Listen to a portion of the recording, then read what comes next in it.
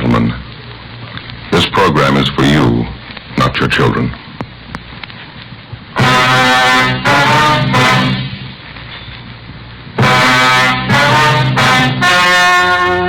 The story you are about to hear is true. Only the names have been changed to protect the innocent. Fatima Cigarettes, best of all long cigarettes, brings you Dragnet.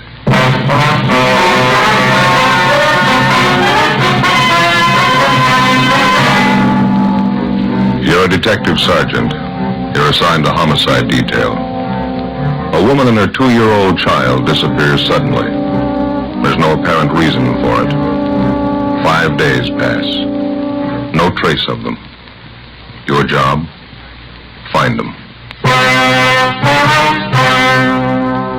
Webster's Dictionary.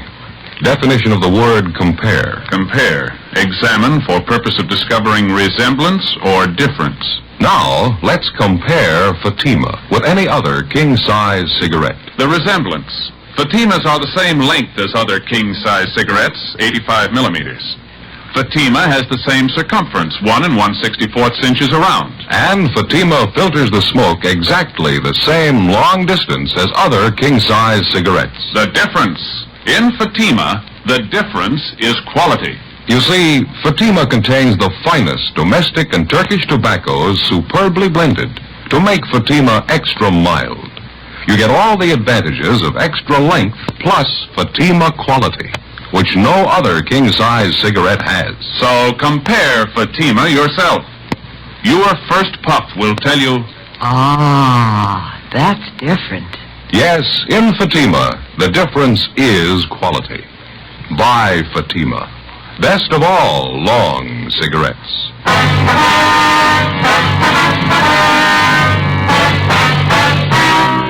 Dragnet, the documented drama of an actual crime.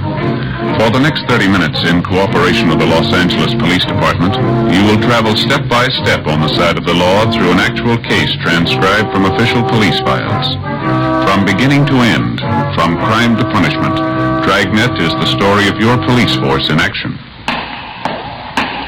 It was Tuesday, April 20th. It was overcast in Los Angeles. We were working the day watch out of homicide. My partner's Ben Romero. The boss is Captain Blaine Steed. My name's Friday. I was on the way back from communications, and it was 1:35 p.m. when I got to room 42.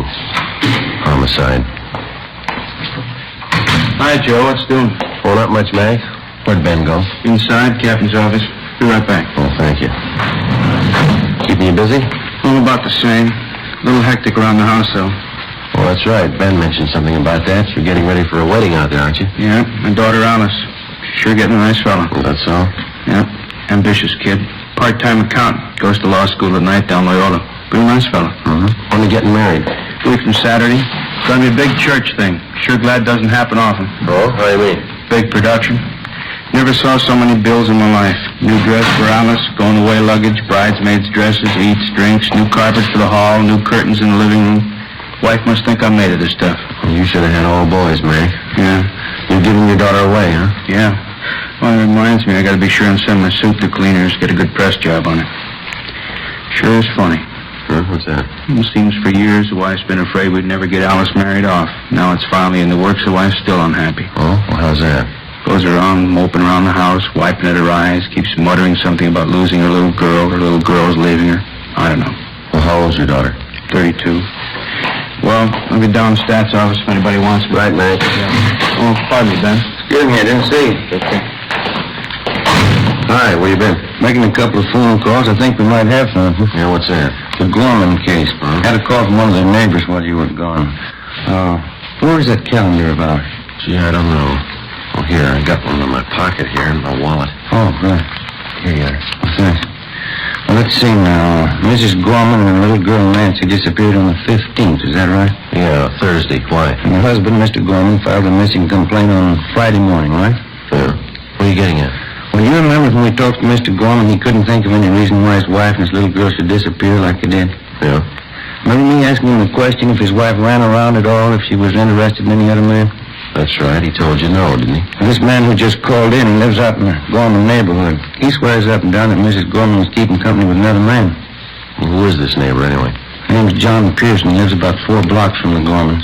Well, we talked to neighbors a lot closer than that to the Gormans. They didn't seem to know anything about it. What else did Sky tell you? Let's see. The man Mrs. Gorman is supposed to be running out with is a Ralph King. Lives next door to Mr. Pearson. Well, how'd this Pearson sound to you? Pretty typical neighborhood watchdog. But here's the interesting part. Mrs. Gorman and little daughter Nancy disappeared last Thursday. Now, according to Pearson, this Ralph Kane hasn't been seen around since Friday night. He told me on the phone he saw Kane toss a couple of suitcases in his car late Friday night and drive off. So he hasn't come back yet. Yeah, it might be something. Well, how much of a romance was Mrs. Gorman supposed to be having with this Ralph Kane? It's pretty heavy, according to Pearson. Said it's been going on for 6 months anyhow.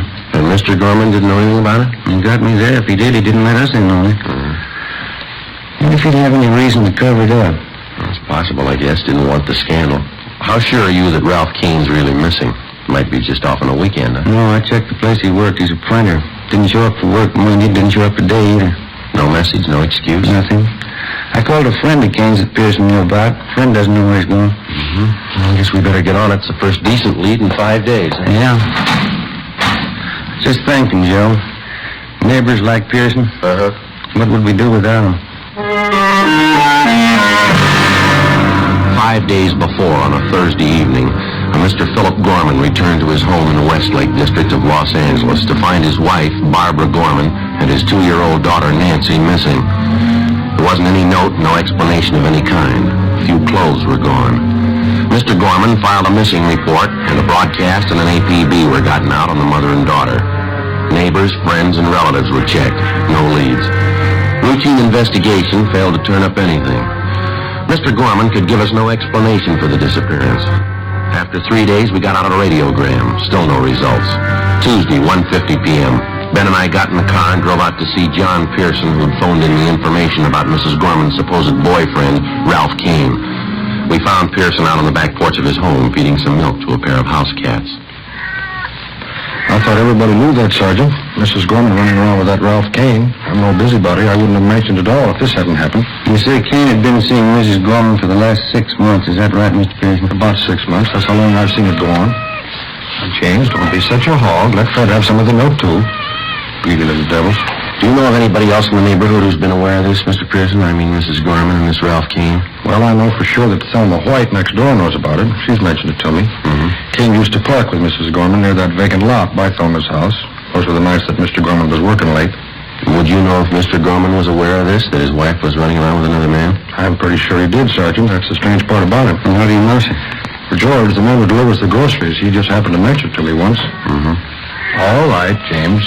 Right, it's all gone. Now run off and play. Yes, George, the grocery man, he made a delivery to the Gormans once and heard them rowing about it. George said Mr. Gorman was very mad, talked divorce, all that sort of thing. Well, how about the Gorman's little girl, Mr. Pearson, little Nancy? Tragic, Sergeant. Such a sweet little thing. Mrs. Gorman kept her under an iron hand. Imagine, the little girl was only 2 years old. Mrs. Gorman was after her with a stick all the time. She's not much of a mother. Not the way I look at it, anyway. Well, what's your opinion of all this? Do you think that Ralph Kane has run off with Miss Gorman? Well, what else can you think? 2 of them carry on for 6 months. Mrs. Gorman disappears Thursday. Mr. Kane leaves Friday night. What else can you think? This neighbor of yours, Thelma White, does she live in this house over here? Over on the right? Yeah, that's right, right next door. You go over and talk to her. She's home now. Thelma will tell you the same thing I did. Oh, that's it. Thank you very much. Not at all, Sergeant. Just one thing I can't understand about Mrs. Gorman's little girl, little Nancy. Can't quite understand why she's gone. Doesn't seem to fit somehow. How do you mean? If you're going to run off with a man, you don't take your family along.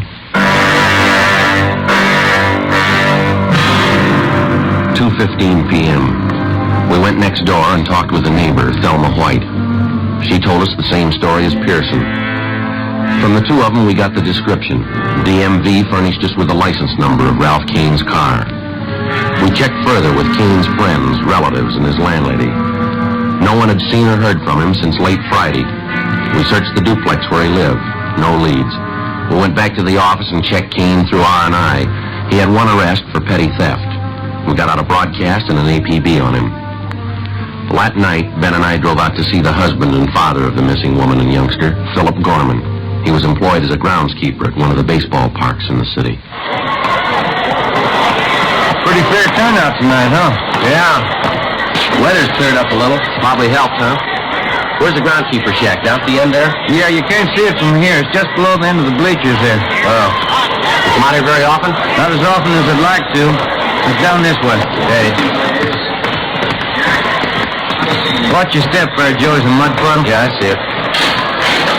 Oh, sorry. You'll have to get back in the stands. You're not allowed down this end. Hurry, Mr. Gorman. Friday Romero. You remember that? Yeah, sure. I didn't recognize you for a minute. You got a few minutes, Mr. Gorman? We'd like to talk to you if we could. We're sure right now if you want. You found out something about the wife, little girl? No, sir, nothing definite. Got a few questions we'd like to ask you. Well, that's fine with me. I got nothing to do for a couple more innings. What's it all about? Well, when we talked to you at your house the other day, Gorman, you remember me asking if you could think of any reason why your wife and your little girl should disappear like you did? Yeah, I remember. There's nothing I can think of, Sergeant. Do you recall us asking you if your wife might have been interested in some other man, somebody she might go off with? Yeah, I remember all that. I told you I didn't think that was it. Now, look, if you know something and you're not telling us because you don't want the scandal, you can forget that, Gorman, because whatever you tell us is in strict confidence, you know. I don't know what you mean, Sergeant. I told you everything I know. Well, we'll be honest with you, Gorman. We think you're trying to cover up. Well, that's not true. I don't have anything to cover up. We picked up some new information on your wife this afternoon. We hear she was pretty friendly with a man named Ralph Kane. Lives a few blocks from your house. We hear that you knew what was going on. You and your wife, Barbara, had a row. You talked divorce. How about it? Well, let's go inside the shack here, huh? Get away from some of this noise. Fine, sure.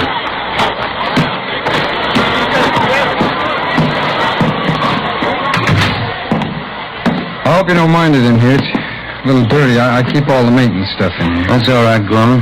Now, how about Ralph Kane? Yeah. I knew about it. It's like you said, all the scandal. I just didn't want it to get out. Well, look, if you're going to hold out on us, it's not going to help much to find your wife and little girl. Yeah, I know, Sergeant. I just didn't want people to find out what a bum I married. You know what some neighbors are like. Mm-hmm. I can't understand how it happened. I met the wife when I was in the Army. I see. I brought her back out here. Everything was fine. After the baby was born, she started to change. Nothing satisfied her. She began to run around. Nothing but a bum, but I guess I found out too late. Well, now, this Ralph Kane, what do you know about him? Well, he's a single guy. Works at a print shop downtown. He's a pretty good-looking guy. He's got money to spend. That's all Barbara cares about. Well, what's your idea about it? Huh? You think King and your wife have gone off together? Well, to tell you the truth, I'm not sure. Maybe they did. I've been trying to check around them all. We're not getting very far. So the one thing I'm really worried about, that's my little girl, Nancy. I don't care what my wife does or how far she goes. I just want my little girl back, that's all. Have you any idea at all where your wife might have gone? No, none at all. She didn't know California too well. She's only been out here a year. Mm-hmm. You don't know any of Kane's friends, his hangouts, or places you think he might go? No. Well, I never even met the guy, Sergeant. I'm going to, though. I know what he looks like. I'll meet him. There's just one more thing, Gorman. If your wife was set on running off with another man, why did she take your little girl with her? She wasn't too devoted to the baby, I understand. Yeah, that's right. That's what's got me worried. The only thing I can figure out is the wife hated me more than I thought.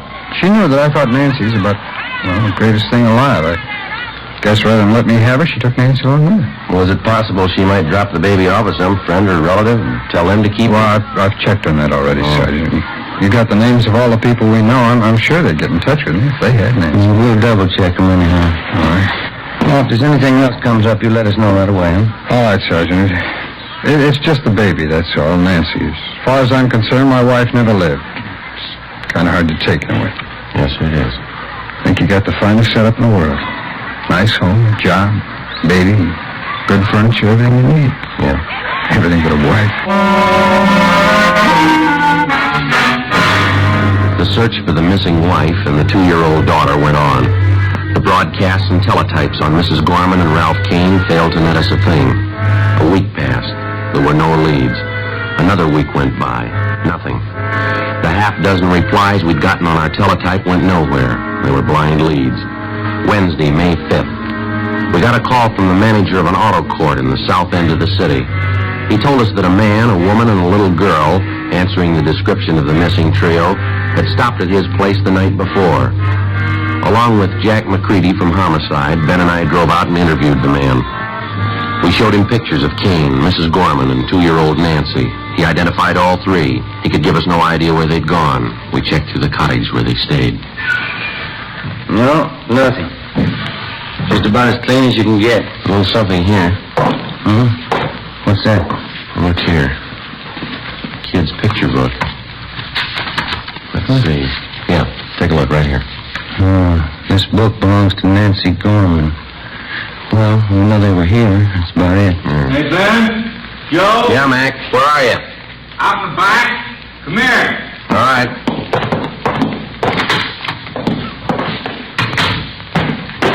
What have you got? Come here, have a look. Where'd you find that? Poking around this trash barrel here? Looks like part of a little girl's dress, huh? Yeah, there's not much there. Did you find the rest, Ellie? Well, that's all there is, just that little collar. Take a look here, Ben. The stains right here, over here, too. Yeah. What do you think? Mac, blood stains? I'd say so. We drove back to the office to the crime lab and had Lee Jones run the stains on the dress. He ran a benzodine test and then a biological precipitant.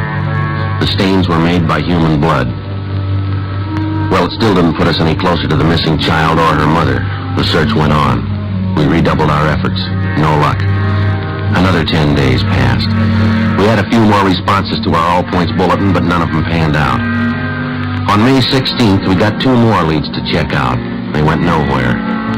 We got back to the office a little after 6 p.m. Better call Mr. Gorman after we check in, huh? Keep him off of our backs. Yeah, I hate to keep telling him the same thing. No word. Yeah. How about it? You call Gorman tonight, huh? All right. Matt? What's doing? Got something for you. Sheriff's substation called, East L.A. Now, what about? The Gorman case, they found him. Where? Another auto court right there in East L.A. Ralph Kane and Mrs. Gorman, they got them both under surveillance. How about the little girl, Nancy? Well, that's a hitch. Huh? No sign of her.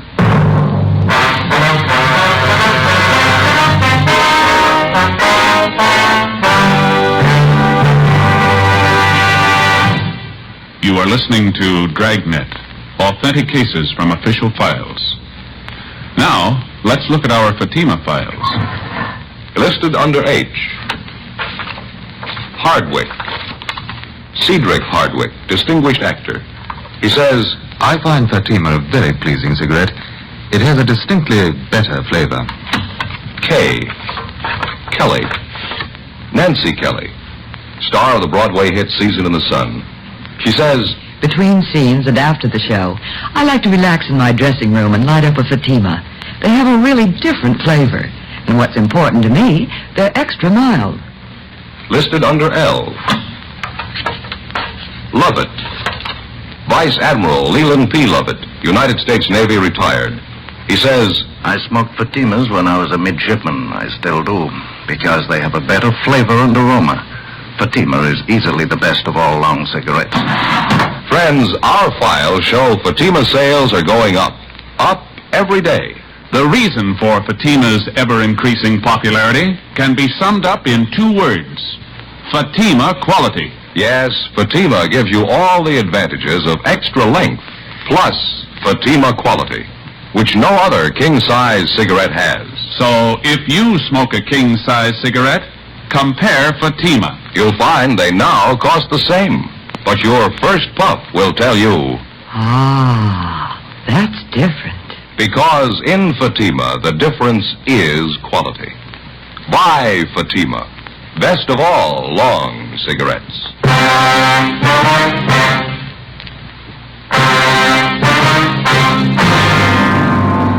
Saturday, May 16th, 9 p.m. Along with Levinson and McCready from Homicide, Ben and I drove out to the sheriff's substation in the east end of the city. One of the deputy sheriffs directed us to the motor court where Mrs. Barbara Gorman and Ralph Kane were under surveillance.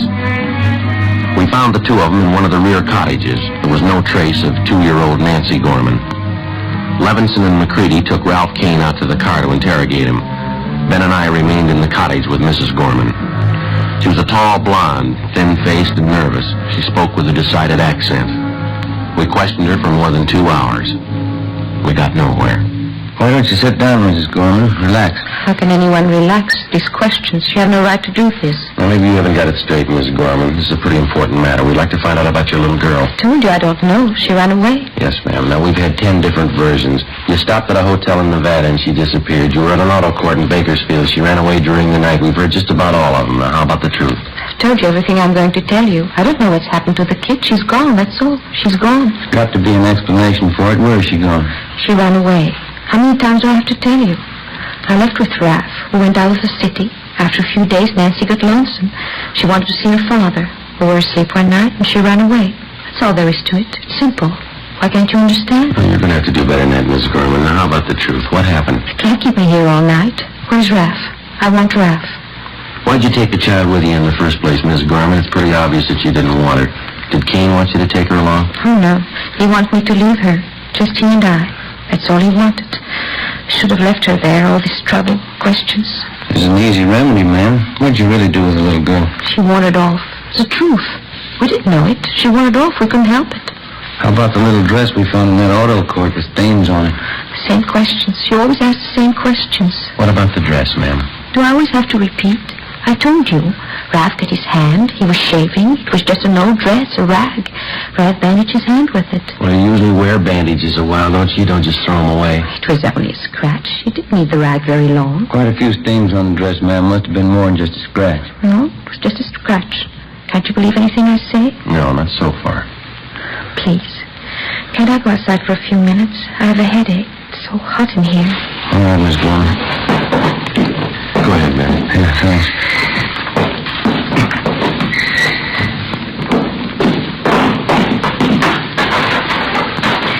The air, it's so good. Terrible headache. Mind telling you something, Miss Gorman? Please, can't you let me alone for a minute? Why did you leave your husband? Him? Any woman would leave him. It's Raph. I love Raph. There's your little girl. What about her? My husband wanted her, not me.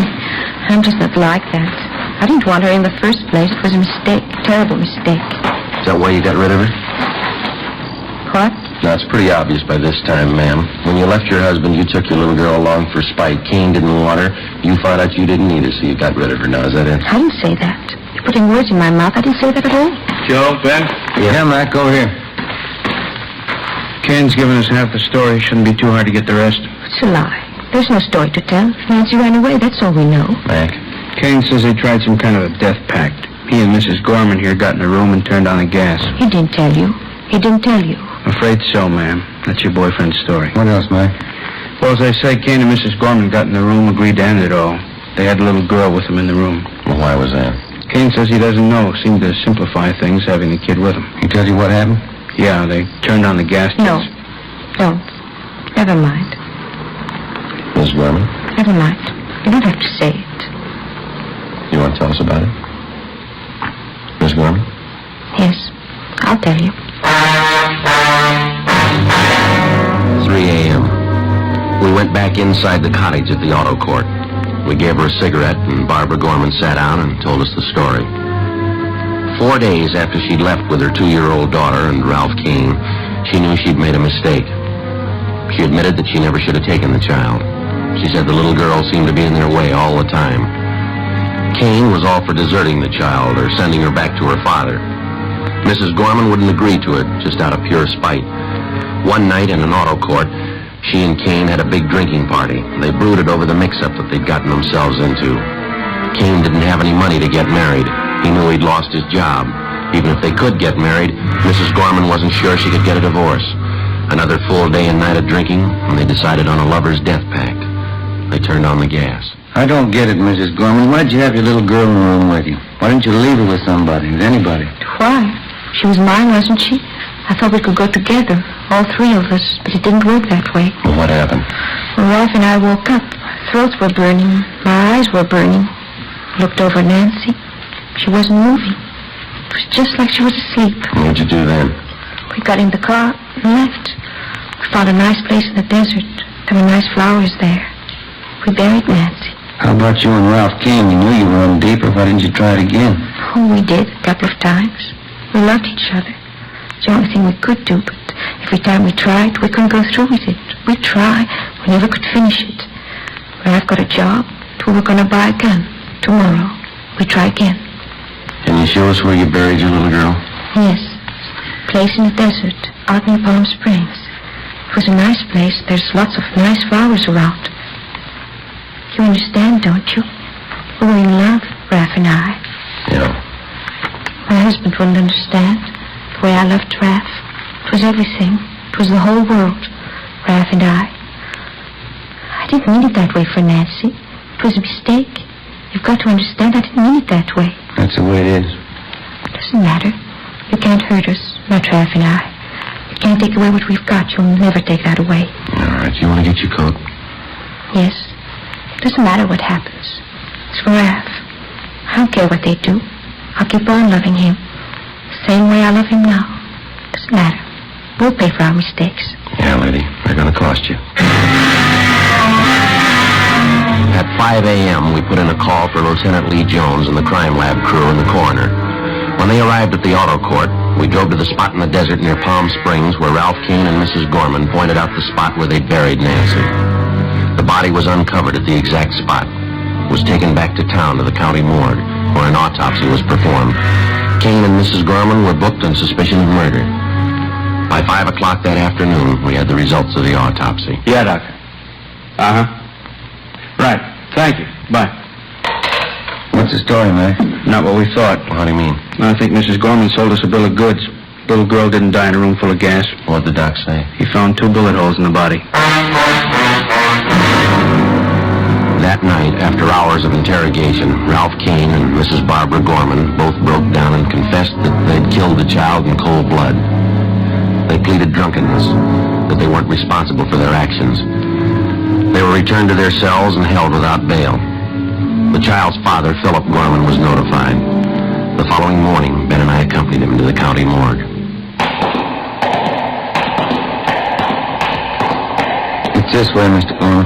Oh, thanks. You sure you want to go through with this, sir? Mr. Gorman? Well, I might as well tell you the truth. I'm not sure I do. It isn't going to help much, Mr. Gorman. Believe me, it isn't. I just wanted to see you just once more. Yeah, well, it doesn't work out. Wouldn't be the same. Not the way you remember it. Just wanted to see. I just wanted to find out. What's that? About her mother, Ralph Kane. What is it that can make them do it? Little girl, she's only 2. What can make anybody do a thing like that? Your wife called it love.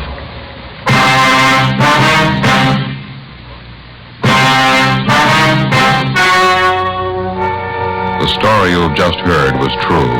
Only the names were changed to protect the innocent. On September 10th, trial was held in Superior Court, Department 89, City and County of Los Angeles, State of California. In a moment, the results of that trial. And now here is our star, Jack Webb. Thank you. Friends, tonight you've heard just a few of the reasons why you should smoke Fatima. It sums up this way. Fatima gives you all the advantages of extra length, plus Fatima quality, which no other king-size cigarette has. Tomorrow, buy Fatima in the golden yellow package. Remember, they're extra mild with a different, better flavor and aroma.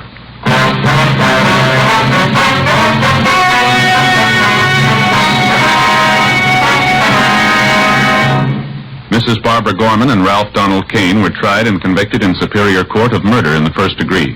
Mrs. Gorman was sentenced to life imprisonment. Kane received the death penalty. He was executed at the State Penitentiary, San Quentin, California. Ladies and gentlemen, the Bill of Rights section of the United States Constitution protects our freedom.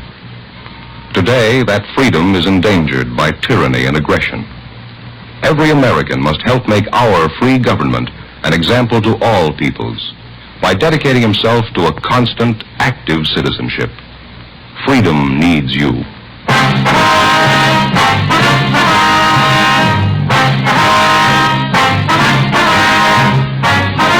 You have just heard Dragnet, a series of authentic cases from official files. Technical advice comes from the Office of Chief of Police W.H. Parker, Los Angeles Police Department. Fatima Cigarettes, best of all long cigarettes, has brought you Dragnet, transcribed from Los Angeles.